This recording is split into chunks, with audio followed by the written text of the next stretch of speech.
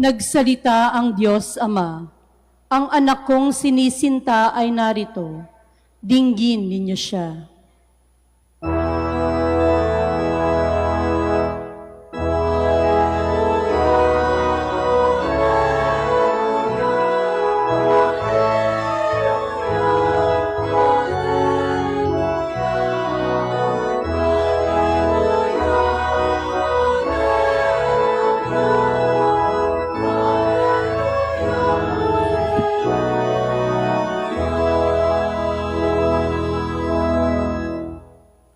Sumainyo ang Panginoon. At sumaiyo rin. Ang mabuting balita ng Panginoon ayon kay San Mateo.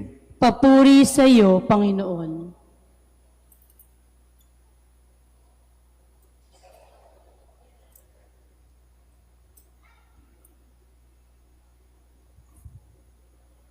Noong panahong iyon, si Jesus ay dumating sa Jordan mula sa Galilea at lumapit kay Juan upang pabinyag.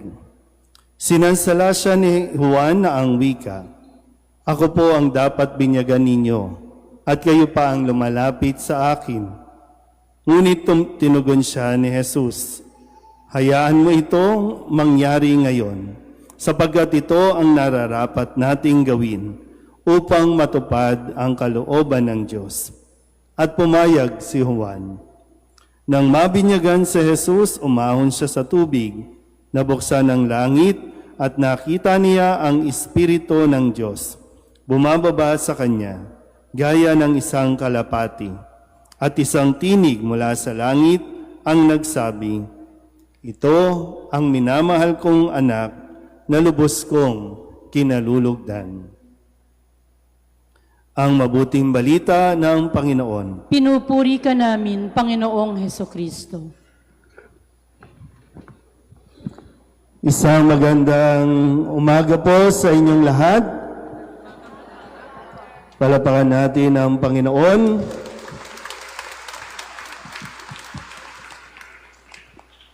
Konting adjust mo, Justin. So ngayon po ay ipinagdiriwang natin ang kapistahan ng pagbibinyag sa ating Panginoon. So si Juan Bautista ang nagbinyag sa ating Panginoon. Nakita niyo po ba? So yung pag-evolve no ng ating pong yung mga nilalagay kasi sa simbahan, ba yung mga imahen, yan po ay mga naghahatid ng mensahe sa atin. Kaya mahalaga din na bahagi ng liturhiya na mayroong mga liturgical arts na tinatawag. Kung mapapansin nyo po, mula doon sa Belen, nakita natin yung pagsilang ng sanggol na si Jesus. At mula sa pagiging sanggol, naging bata yung si Jesus, na kung saan ay last Sunday, ipinagdiwang natin yung kapisahan ng pagpapakita ng Panginoon o Epipanya sa pamamagitan ng 3 pantas na sumisimbolo na ang Panginoon ay nagpakita sa buong sanlibutan. Hindi na lamang para sa iilan o para sa mga Israelita, kundi nagpakita ang Panginoon sa lahat.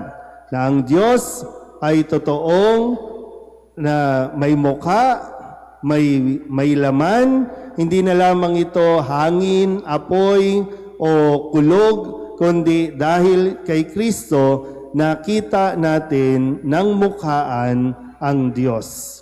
At ngayon, sa ating ebanghelyo, hindi lang basta nakita, kundi ipinakilala ng Diyos kung sino si Kristo nang siya ay lumapit kay Juan Bautista at sumunod ayon sa kanilang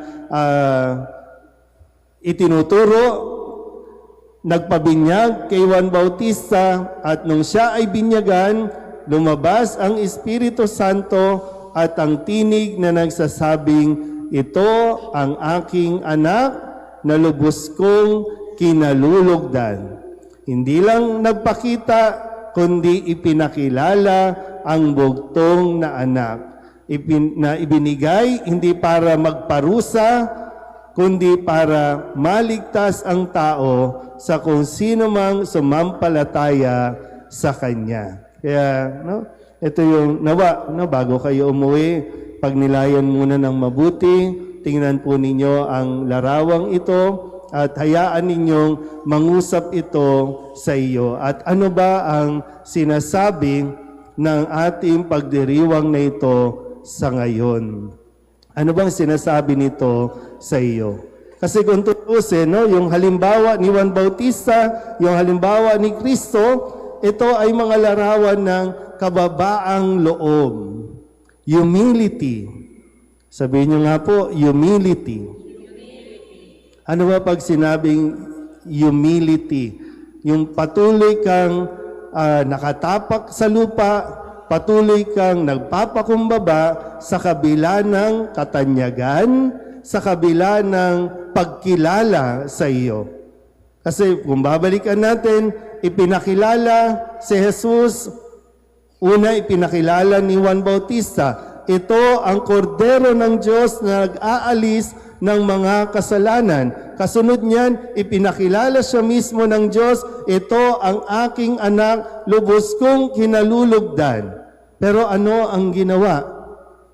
Pagkatapos ito, i-exit na si Juan Bautista. Walang kung anumang insecurities, walang kung anumang parang threat sa kanya. Kailangan niya ng umatras, kailangan niya ng maglaylo, pasok si Kristo.